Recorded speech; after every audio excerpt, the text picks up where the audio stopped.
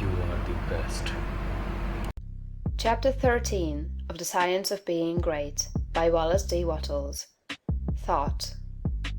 Greatness is only attained by the constant thinking of great thoughts. No man can become great in outward personality until he is great internally. And no man can be great internally until he thinks. No amount of education, reading, or study can make you great without thought. But thought can make you great with every little study. There are altogether too many people who are trying to make something of themselves by reading books without thinking.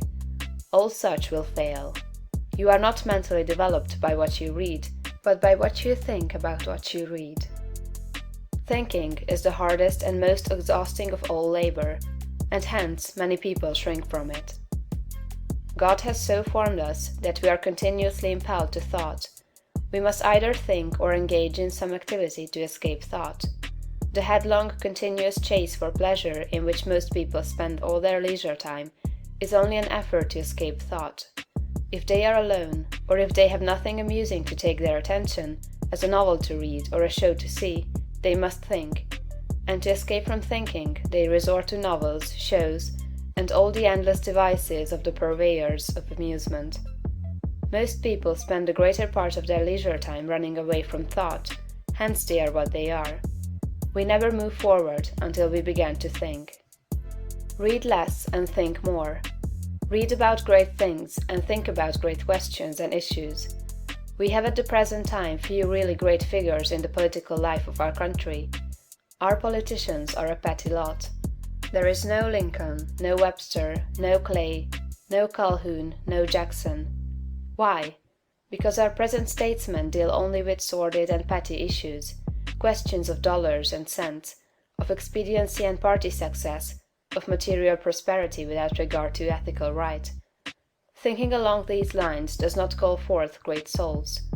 The statesmen of Lincoln's time and previous times dealt with questions of eternal truth, of human rights and justice.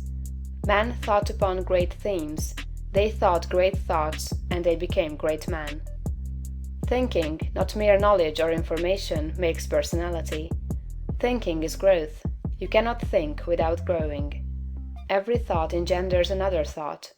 Write one idea, and others will follow until you have written a page. You cannot fathom your own mind. It has neither bottom nor boundaries.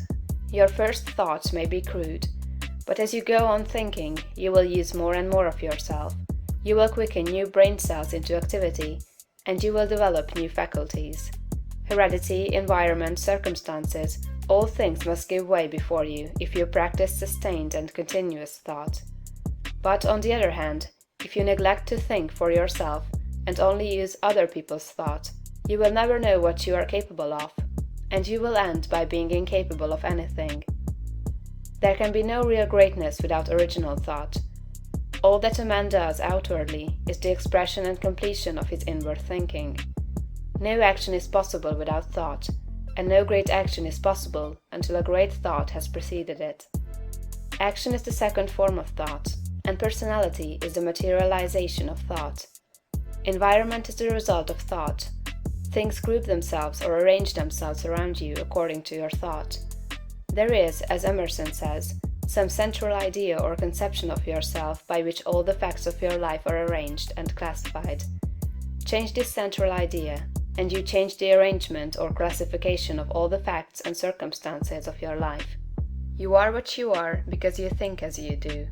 You are where you are because you think as you do.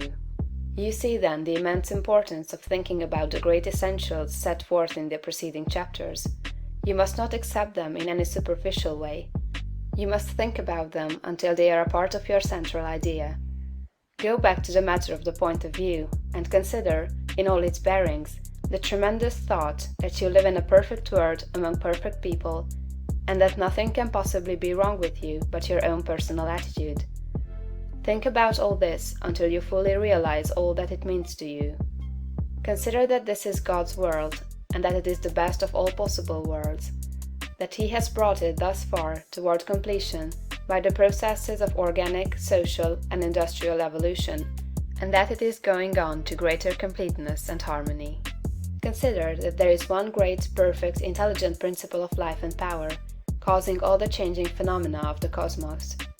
Think about all this until you see that it is true, and until you comprehend how you should live and act as a citizen of such a perfect whole.